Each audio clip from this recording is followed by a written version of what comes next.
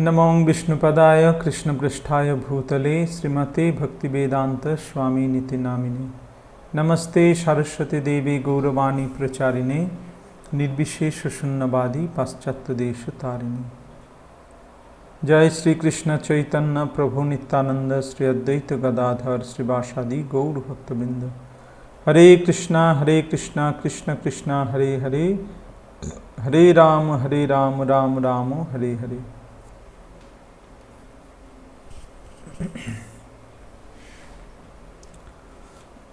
हरे कृष्ण। আমরা চৈতন্য ভাগবত থেকে ধারাবাহিকভাবে পাঠ করছি মধ্যখণ্ড দ্বিতীয় অধ্যায়।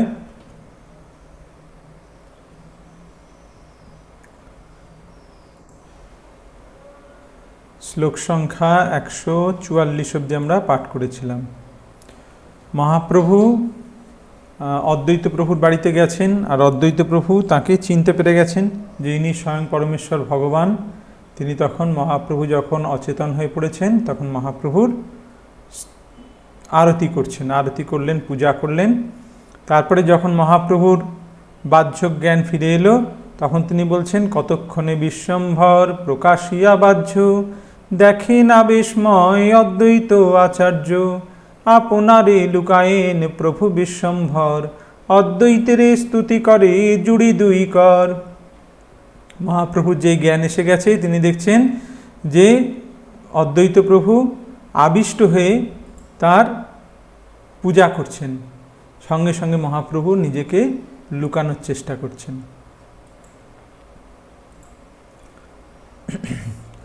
নমস্কার করি তার পদধূলি লয়, আপনার দেহ প্রভু তার নিবেদয়, অনুগ্রহ তুমি মোরে কর মহাশয়, তোমার সে আমি হেন জানিহ নিশ্চয়।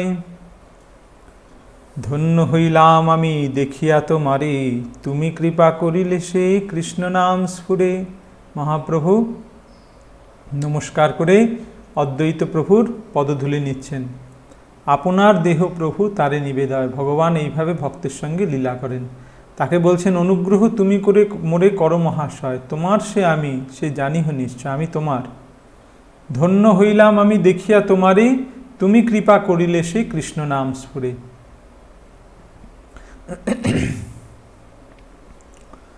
তুমি সে করিতে পারো ভববন্ধ নাশ, তোমার হৃদয়ে কৃষ্ণ সর্বদা প্রকাশ। মহাপ্রভু অদ্বৈত প্রভুকে বলছেন, নিজ ভক্তে বাড়াইতে ঠাকুর সে জানে, যেন করে ভক্ত তেন করেন আপনি।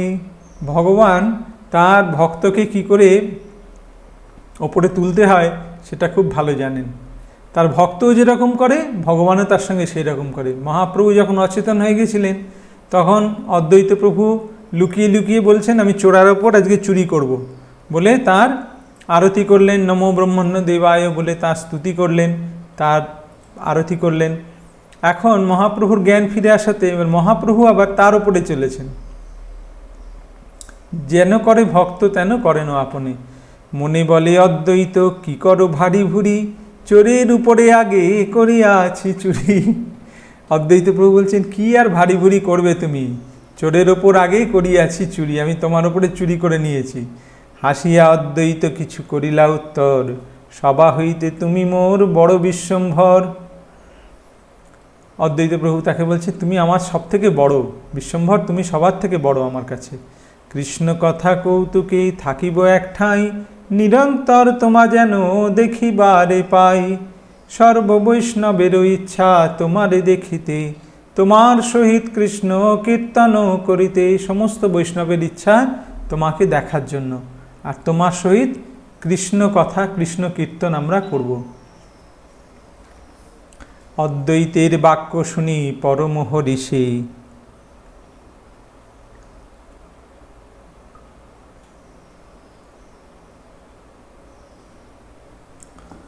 অদ্বৈতের বাক্য শুনি পরমোহ ঋষি, স্বীকার করিয়া চলিলেন নিজ বাসে। অদ্বৈত প্রভুর বাক্য শুনে খুব আনন্দিত হয়ে মহাপ্রভু তা মেনে নিলেন। জানিলা অদ্বৈত হইল প্রভুর প্রকাশ, পরীক্ষিতে চলিলেন শান্তিপুর বাস। সত্য যদি প্রভু হয় মুই হং দাস, তবে মোরে বান্ধিয়া আনিবে নিজ পাশ। অদ্বৈত প্রভু এবার বুঝতে পারলেন যে মহাপ্রভু তার প্রকাশ করবেন, তাই তিনি তাকে পরীক্ষা করার জন্য তিনি শান্তিপুরে চলে গেলেন। সত্য যদি প্রভু হয়, মুই হইং দাস। অদ্বৈত প্রভু বলছেন যে আমি যদি সত্যিই তার দাস হই আর তিনি যদি আমার প্রভু হন, তাহলে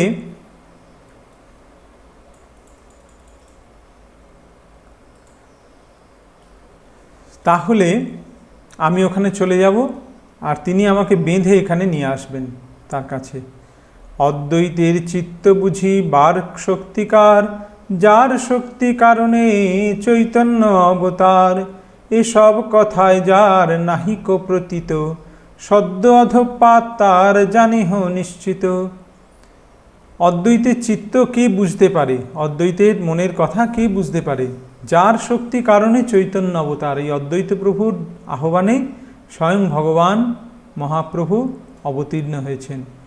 এসব কথায় যার নাহিক প্রতীত, এইসব কথায় যার বিশ্বাস নেই, সদ্য অধঃপাত তার জানিহ নিশ্চিত, সে খুব তাড়াতাড়ি সে অধঃপাতে যাবে। মহাপ্রভু বিশ্বম্ভর প্রতিদিনে দিনে সংকীর্তন করেন সর্ববৈষ্ণবের শনে।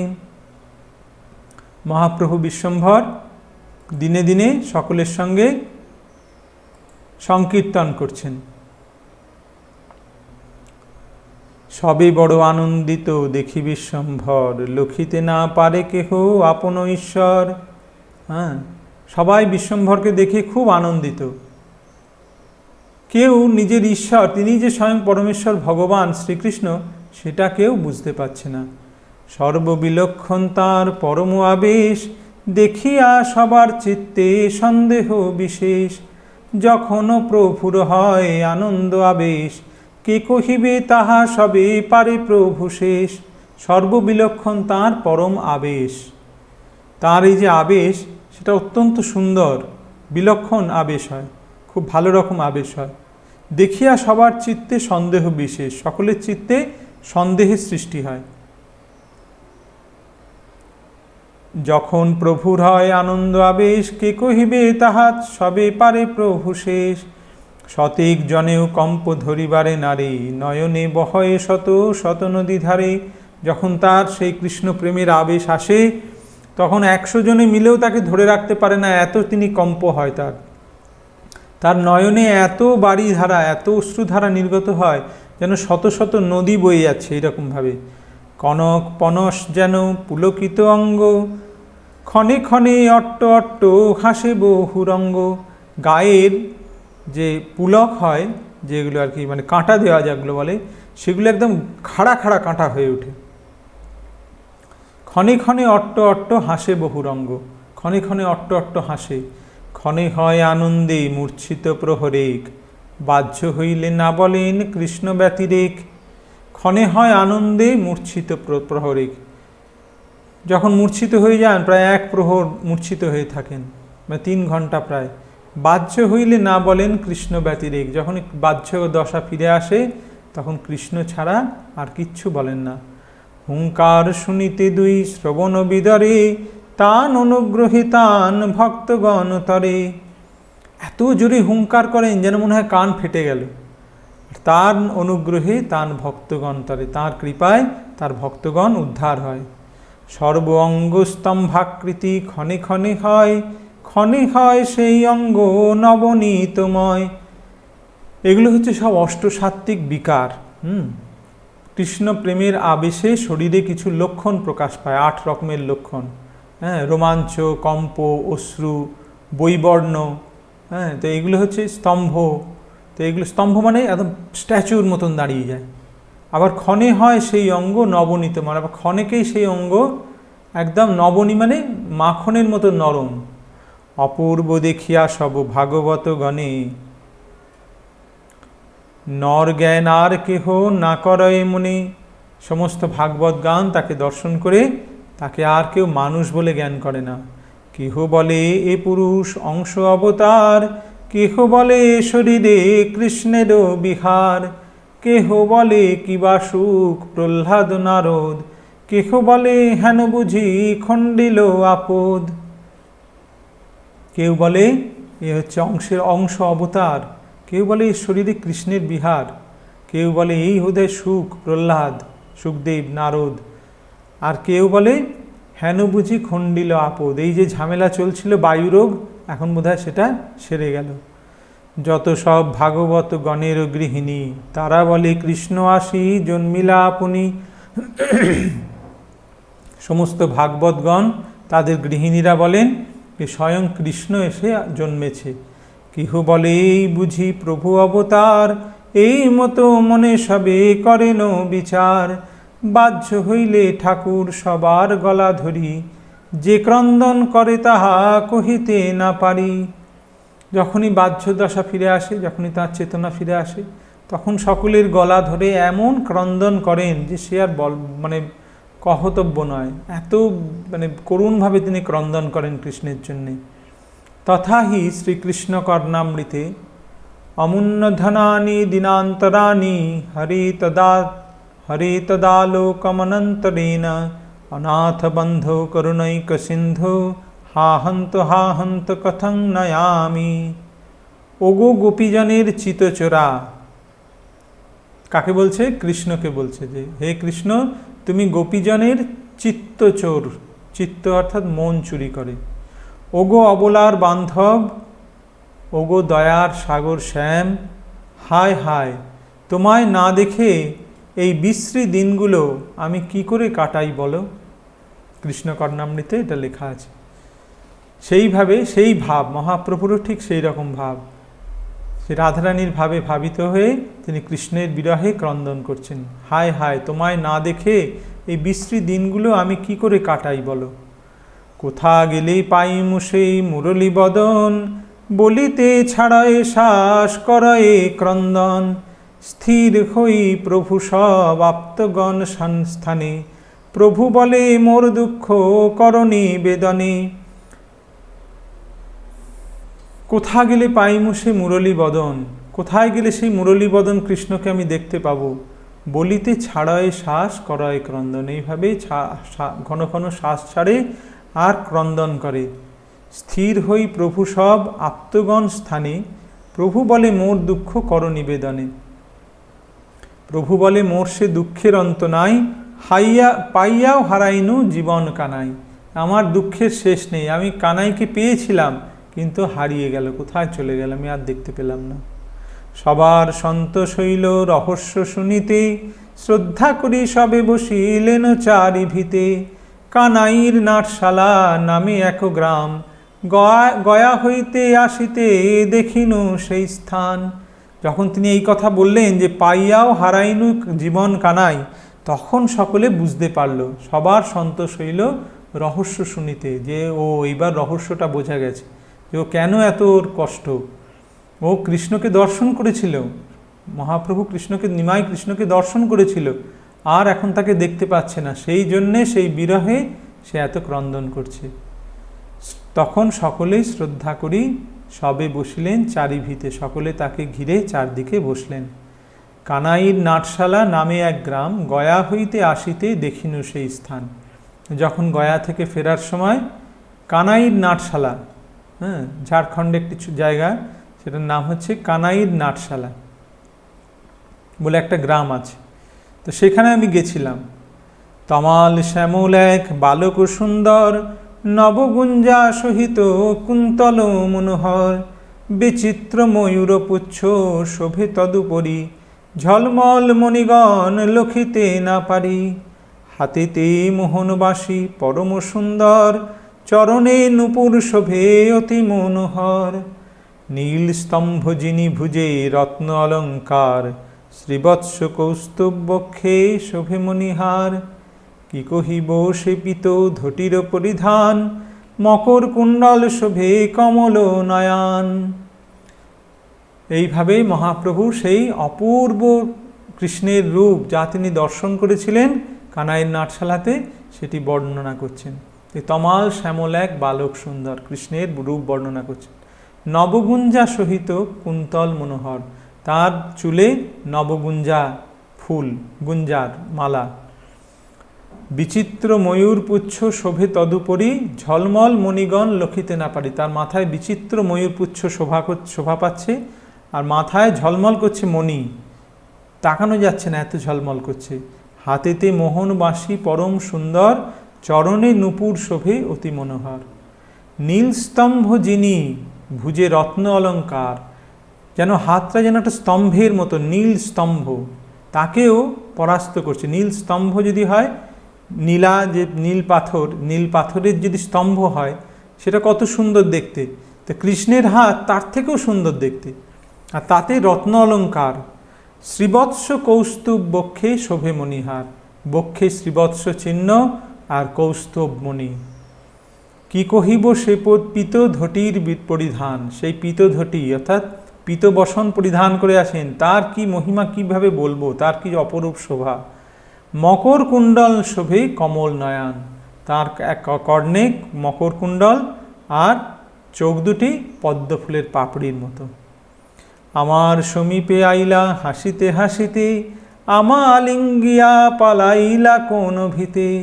আমার কাছে এলো, এসে হাসতে হাসতে আমাকে আলিঙ্গন করলো, মহাপ্রভু বলছেন। তারপর পালাইলা কোন ভীতে, তারপর কোথায় পালিয়ে গেল। কিরূপে কহিন কথা শ্রী গৌর সুন্দরী, তান কৃপা বিনা তাহাকে বুঝিতে পারে। কহিতে কহিতে মূর্ছা গেলা বিশ্বম্ভর, পড়িলা হা কৃষ্ণ বলি পৃথিবী উপর। কিরূপে কহেন কথা শ্রী গৌর সুন্দরে, তান কৃপা বিনা তাহা কে বুঝিতে পারে। হ্যাঁ, গৌর সুন্দরের সঙ্গে কিভাবে সেই কৃষ্ণ কথা বলেছিল, সেটা কে বুঝতে পারে যদি তিনি কৃপা না করেন। কহিতে কহিতে মূর্ছা গেলা বিশ্বম্ভর, এই কথা বলতে বলতে মহাপ্রভু মূর্ছিত হয়ে পড়লেন। পড়িলা হা কৃষ্ণ বলি পৃথিবী উপর, হা কৃষ্ণ বলে পৃথিবীর উপর মূর্ছিত হয়ে পড়লেন। আথে ব্যথে ধরে সব কৃষ্ণ কৃষ্ণ বলি, স্থির করি ঝাড়িলেন শ্রীঅঙ্গের ধুলি। সকলে তাড়াতাড়ি করে ধরাধরি করে কৃষ্ণ কৃষ্ণ উচ্চারণ করছে, তাড়াতাড়ি করে তার অঙ্গের ধুলি ঝাড়ছে, এইভাবে তাকে তুলল। স্থির হইয়াও প্রভু স্থির নাহি হয়, কোথা কৃষ্ণ বলিয়া কান্দয়। তাতেও মহাপ্রভু স্থির হচ্ছে না, কোথা কৃষ্ণ বলে কেঁদে যাচ্ছেন। ক্ষণেকে হইলা স্থির শ্রী গৌর সুন্দর, স্বভাবে হইলা অতি নম্র কলেবর। পরম সন্তোষচিত্ত হইল সবার, শুনিয়া প্রভুর ভক্তি কথারও প্রচার। কিছুক্ষণের মধ্যে গৌরসুন্দর একটু স্থির হলেন। স্বভাবে হইলা অতি নম্র কলেবর, অত্যন্ত নম্র হয়ে তিনি স্থির হলেন। পরম সন্তোষচিত্ত হইলা সবার, তখন সকলে আনন্দ পেল। শুনিয়া প্রভুর ভক্তি কথার প্রচার, মহাপ্রভুর এই ভক্তি কথার প্রচার শুনে সকলে খুব আনন্দ পেল। সবে বলে আমরা সবার বড় পুণ্য, তুমি হেন সঙ্গে সবে হইলাম ধন্য।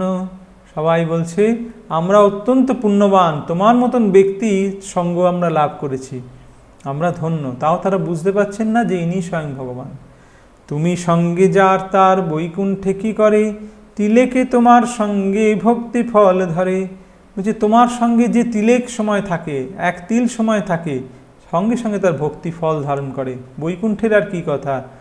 অনুপাল্য তোমার আমরা সর্বজন, সবার নায়ক হই করহ কীর্তন। আমরা তোমার অনুপাল্য, তুমি আমাদের পালন কর্তা, তুমি আমাদের পালন করো। তোমার আমরা সর্বজন, আমরা সকলে তোমার। সমস্ত ভক্তগণ বলছে সবার নায়ক হই করহ কীর্তন, তুমি সকলের নায়ক, লিডার, তুমি আমাদের কীর্তনের লিডার, তুমি কীর্তন করো। পাষণ্ডীর বাক্যে দগ্ধ শরীর সকল, তোমার এই প্রেম জলে করহ শীতল। পাষণ্ডীদের বাক্যবাণে আমাদের শরীর দগ্ধ হচ্ছে, তোমার এই প্রেম জলে, অশ্রু প্রেম জলে তুমি আমাদের শীতল করো। সন্তোষে সবার প্রতি করিয়া আশ্বাস, চলিলেন মত্ত সিংহ প্রায় নিজ বাস। মহাপ্রভু সকলকে আশ্বাস দিয়ে মত্ত সিংহের ন্যায় নিজ গৃহে ফিরে গেলেন। গৃহে আইলেও নাহি ব্যবহার প্রস্তাব, নিরন্তর আনন্দ আবেশ আবির্ভাব। কতবা আনন্দ ধারা বহে শ্রীনয়নে, চরণের গঙ্গা কিবা আইলা বদনে। গৃহে এসেও তার সে একই রকম ব্যবহার, নিরন্তর আনন্দ, আবেশ, আবির্ভাব, কৃষ্ণের প্রেমে আনন্দ আবেশ হচ্ছে তার সবসময়। কতবা আনন্দ ধারা বহে শ্রীনয়নে, নয়নে অনর্গল অশ্রুবাড়ি ঝরে পড়ছে। লেখক বলছেন চরণের গঙ্গা কিবা আইলা বদনে, গঙ্গা ভগবানের চরণ থেকে নিঃসৃত হয়েছে, এখন সেই চরণের গঙ্গা মুখে এসে গেছে, অর্থাৎ দুই চক্ষে এসে গেছে, যেন গঙ্গা বাড়ির মতন অবিরত ধারায় তিনি অশ্রুপাত করে চলেছেন। কোথা কৃষ্ণ মাত্র প্রভু বলে, আর কেহ কথা নাহি পায় জিজ্ঞাসিলে। যে বৈষ্ণবে ঠাকুর দেখেন বিদ্যমানে, তাহারই জিজ্ঞাসেন কৃষ্ণ কোনখানে। কৃষ্ণ কোথায় সবসময় তিনি এই কথাই বলে চলেছেন। যাকে পান তাকেই জিজ্ঞাসা করেন, কোনো বৈষ্ণবকে দেখলেই তাকে জিজ্ঞাসা করেন কৃষ্ণ কোনখানে। বলিয়া ক্রন্দন প্রভু করে অতিশয়, যে জানে যে মতো সেই মতো প্রবোধ হয়। একদিন তাম্বুল লইয়া গদাধর, হরিষে আইলা আসি প্রভুর গোচর। যে যেরকমভাবে পারে সেইভাবে তাকে সান্ত্বনা দেয়। তো একদিন গদাধর তাম্বুল নিয়ে মহাপ্রভুর কাছে এসেছে। গদাধরে দেখি প্রভু করেন জিজ্ঞাসা, কোথা কৃষ্ণ আছেন শ্যামল পীতবাসা। মহাপ্রভু গদাধরকে জিজ্ঞাসা করছেন, গদাধর আমার সেই পীতবাস শ্যামল কৃষ্ণ কোথায়। সে আরতি দেখিতে সর্বহৃদয় বিদরে, কি বলিবে হেন বচন না স্ফুরে। সেই আরতি, তার যে কৃষ্ণকে লাভ করার জন্য তার যে আরতি, সেটা দেখলে হৃদয় বিদীর্ণ হয়ে যায়।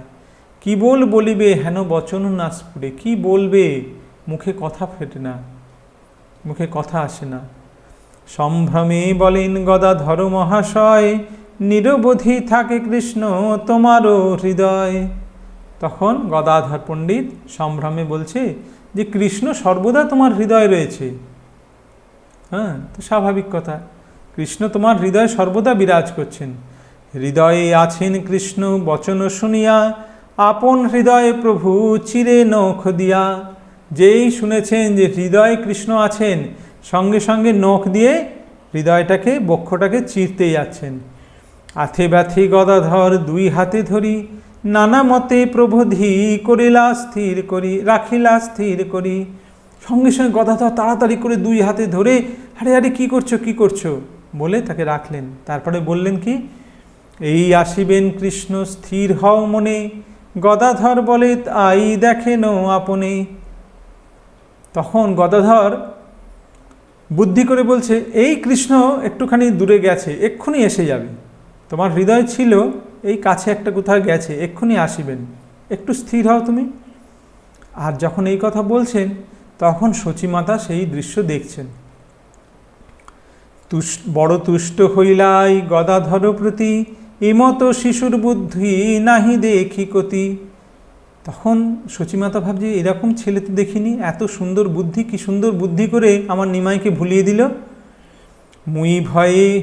মুই ভয়ে নাই পারি সম্মুখ হইতে, শিশু হই কেমন প্রবোধিল ভালো মতে। আই বলে বাপ তুমি সর্বদা থাকিবা, ছাড়িয়া উহার সঙ্গ কোথা না যাইবা। তখন সচিমাতা ভাবছে যে আমি সামনে যেতে পারি না, ভয় পাই। এই ছোট্ট শিশু গদাধর কি সুন্দর আমার নিমাইকে বুঝিয়ে দিল। তখন সচিমাতা বলছে, বাবা গদাধর, তুমি আমার নিমাইকে ছেড়ে কোথাও যাবে না, সব সময় ওর সঙ্গে থেকো। অদ্ভুত প্রভুর প্রেম যোগ দেখিয়াই, পুত্র হেন জ্ঞান আর মনে কিছু নাই। মনে ভাবে আই এই পুরুষ নর নহে, মনুষ্যের নয়নে কি এত ধারা বহে। মা ভাবছে, এ কি আমার ছেলে কি ছেলে নয়, মানুষ নয়, এর চোখে এত জল কোথা থেকে আসে, মানুষের নয়নে কি এত ধারা বহে, এত ধারা কি আসে। নাহি জানি আসিয়াছে কোন মহাশয়, ভয়ে আই প্রভুর সম্মুখ নাহি হয়। সর্বভক্তগণ সন্ধ্যা সময় হইলে, আসিয়া প্রভুর গৃহে অল্পে অল্পে মিলে। সন্ধ্যাবেলা সমস্ত ভক্তগণ ধীরে ধীরে মহাপ্রভুর ঘরে এসে সকলে যুক্ত হয়, আসেন। ভক্তিযোগ সহিত যেসব শ্লোক হয়, পড়িতে লাগিলা শ্রী মুকুন্দ মহাশয়। ভক্তিযোগের সমস্ত শ্লোক মুকুন্দ পাঠ করতে আরম্ভ করে। পুণ্যবন্ত মুকুন্দের হেন দিব্যধ্বনি, শুনিলেই আবিষ্ট হয়ন দ্বিজমণি। আর মুকুন্দের গলায় সেই দিব্যধ্বনি শ্রবণ করা মাত্র সঙ্গে সঙ্গে মহাপ্রভু আবিষ্ট হয়ে যান। হরি বল বলি প্রভু লাগিলা গর্জিতে, চতুর্দিকে পড়ে কেহ না পারে ধরিতে। ত্রাস হাস কম্পসের পুলক গর্জন, একবারে সর্বভাব দিল দর্শন। হরিবোল বলে তিনি গর্জন করতে করতে মূর্ছিত হয়ে পড়ছেন, হাসছেন, কম্প, সেদ, পুলক, গর্জন, কেউ তাকে ধরতে পারছে না। একেবারে সর্বভাব দিলা দর্শন। এই অষ্টসাত্ত্বিক বিকারের সবকটি বিকার একসঙ্গে উপস্থিত হয়ে গেল। অপূর্ব দেখিয়া সুখে গায় ভক্তগণ, ঈশ্বরের প্রেমাবেশ নহে সম্বরণ। অপূর্ব এই দৃশ্য দেখে ভক্তগণ অবাক হয়ে যায়, তারা কীর্তন করতে শুরু করে। আর ঈশ্বরের প্রেমাবেশ নহে সম্বরণ, ঈশ্বরের এই প্রেমাবেশ সম্বরণ হচ্ছে না। আজকে এখানে এই পর্যন্ত 220 নম্বর পয়ার অবধি আমরা পাঠ করলাম। আগামীকাল এরপর থেকে আবার পাঠ করব।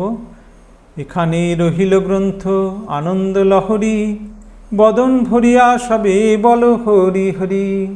হরি বল হরি বল হরি বল। হরে কৃষ্ণ।